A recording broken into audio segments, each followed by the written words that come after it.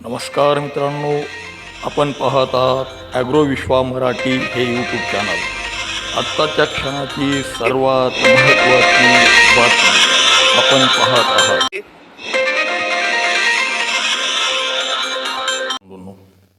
मी तुमचा शेतकऱ्याचा मित्र विश्वनाथ दादा.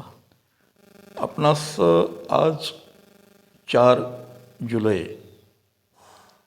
रोजी हवामानाचा आढावा देत आहे. मित्रांनो, कुठंतरी एक दुःखात सुख शोधणे चालू आहे सध्या.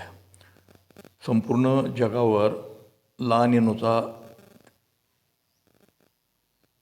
एल निनोचा प्रभाव किंवा त्या प्रेशरखाली जग चालू आहे. पावसाच्या प्रमाणात विक्रमी असमतोल आणि घट झालेली आहे. तरी देखील आपल्याला एक दिलासा देण्यासाठी एक कुठंतरी दुःखात सुख शोधणे चालू आहे. आज मी तुम्हाला सांगणार आहे जुलैच्या पहिल्या आठवड्यामध्ये म्हणजे या 9 तारखेपर्यंत कोणकोणत्या भागामध्ये समाधानकारक पाऊस होणार आहे. व्हिडिओ संपूर्ण पाहत चला मित्रांनो.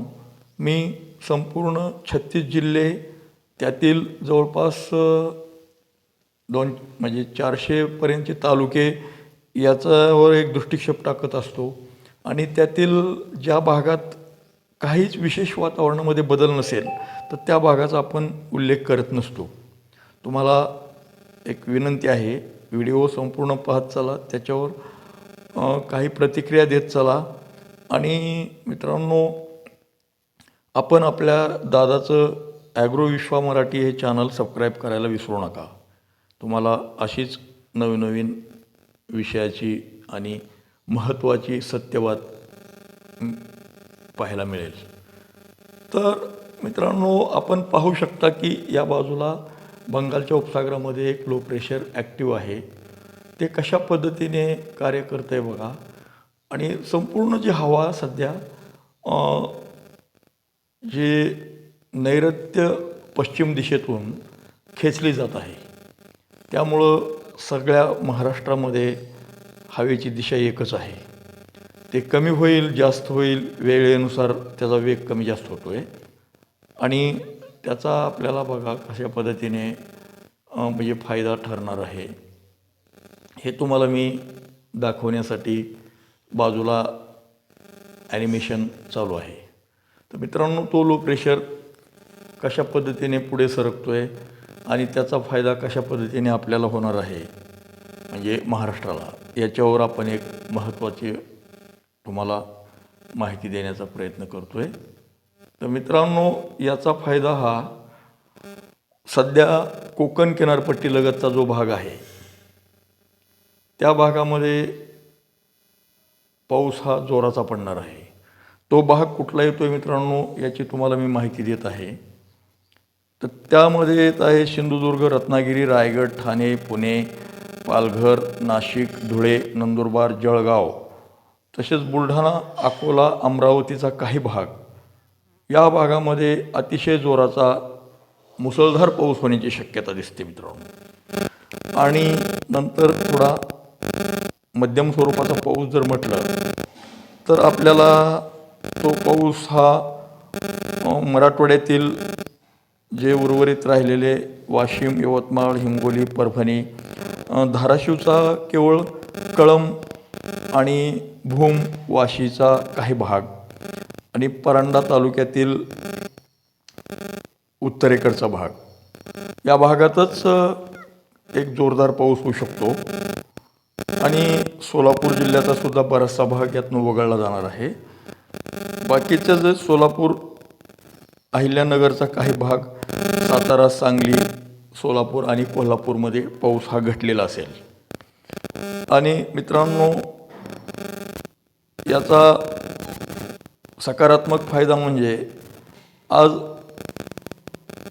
ला निनो एल निनोमुळं पर्जन्यमान हे 100% कमीच होणार आहे.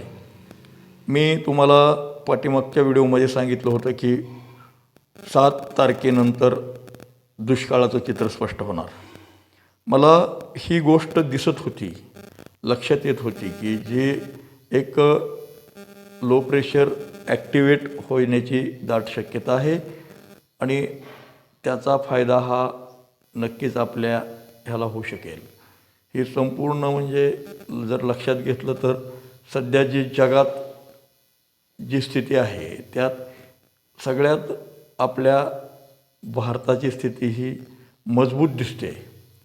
कुठंतरी आशेचा किरण आहे ह्या लो प्रेशरमुळं. आणि एक दुसरी स्थिती एक मेक्सिकोजवळ एक लो प्रेशर ॲक्टिव्ह आहे मित्रांनो. तर त्याचा एक तिथं काही प्रमाणात फायदा होऊ शकेल. पण आपण आपल्याला बाकीच्या गोष्टीची गरज नाही. इथं टोकियो वगैरे फिलिपाईन्स तिथं पण लो प्रेशर आहे. ज्या ज्या ठिकाणी अशी अकस्मात घटना घडते त्याचाच फक्त फायदा हा पावसासाठी होणार आहे. आणि लक्षात घ्या मित्रांनो, तुम्हाला मी वारंवार सांगत आलेलो आहे की आपण हे जी काय बुरटे हवामान तज्ज्ञ म्हणून मिरवत आहेत त्यांच्याकडे अजिबातसुद्धा लक्ष देऊ नका.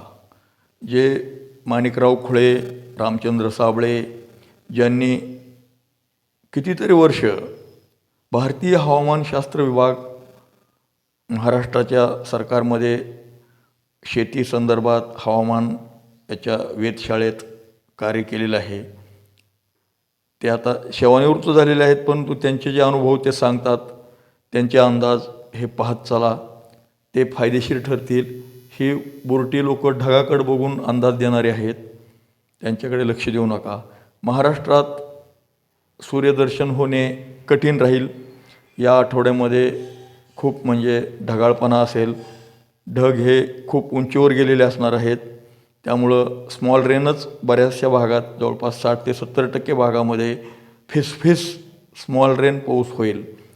आणि मी जी उल्लेख केलेला भाग आहे कोकण, उत्तर महाराष्ट्र, विदर्भाचा काय भाग, मराठवाड्यातला काय भाग, या भागामध्ये एक ऑरेंज अलर्ट आहे. त्या ठिकाणी अतिशय जोराचा नुकसानदायक पाऊस होण्याची शक्यता आहे. मित्रांनो, दुष्काळ म्हणजे पावसाचा दुष्काळ नसतो. खरा दुष्काळ हा पाण्याचा दुष्काळ नसतो. दुष्काळ म्हणजे एकदा पेरणी हुकली की त्याला दुष्काळ म्हणायचं असतं. तुम्ही पाणी किती पडतंय, कधी पडतंय त्यालासुद्धा किंमत आहे. असमान, असंतुलित आणि अवेळी पडलेलं पाणी कधीही शेतीसाठी फायदेशीर ठरत नसतं. मित्रांनो, तुम्हाला मी पुन्हा आणखी एकदा आव्हान करतो किंवा विनंती करतो, आपण आपल्या विश्वनाथ दादाचं ॲग्रो विश्वा मराठी हे चॅनल सबस्क्राईब करायचं राहून गेलं असेल, तुम्ही माझे व्हिडिओ पाहत आहात, त्याच्यावर प्रतिक्रिया देत चला. हे मला लक्षात येतं आहे माझ्या डॅशबोर्डच्या माध्यमातून. पण मित्रांनो, तुम्ही जर सबस्क्राईब करत नसाल तर दादाचा जो बळ असतं, हुंबाडी असते किंवा जो उत्साह असतो तो वाढण्यासाठी तुमच्या सबस्क्राईबचा नक्कीच फायदा ठरेल. आणि आपल्या व्हिडिओची क्वालिटीसुद्धा यूट्यूब चांगल्या पद्धतीने करू शकते जर सबस्क्रायबर भरपूर असतील तर. त्यासाठी मित्रांनो, मी तुम्हाला विनंती करतो आहे, आपल्या चॅनलला सबस्क्राईब करा. तसेच दररोज अपडेट आपण देत असतो. तुम्हाला जर ते अपडेट मोबाईलच्या माध्यमातून तुमच्या मोबाईलमध्ये पोच पाहिजे असेल तर माझा व्हॉट्सॲपचा नंबर आहे 9403049403. मित्रांनो, मी तुम्हाला विनंती करतो, फक्त व्हॉट्सॲपमध्ये मॅसेज करत चला. मला व्हॉट्सॲप कॉलिंग बी करत जाऊ नका आणि साधासुद्धा कॉल करत जाऊ नका. मी कॉल कोणाचाही रिसीव करू शकत नाही, कारण मला इतके कॉल येतात की मी कुणाला उत्तर देणार. तुम्ही त्यामध्ये मॅसेजद्वारे माझ्यासोबत संभाषण साधा, मी त्याचं उत्तर नक्कीच देईल. फक्त त्याला काही वेळ लागू शकतो, कधीकधी लगेच मिळू शकतो. त्यामुळं माफ करा मित्रांनो, मला संपर्क करण्याचा जास्त प्रयत्न करू नका.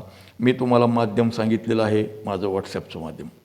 आणि फेसबुकवर सुद्धा हवामान अंदाज दादाचा हे एक आपलं फेसबुकचं पेज आहे, त्याच्यावर सुद्धा फॉलो करा.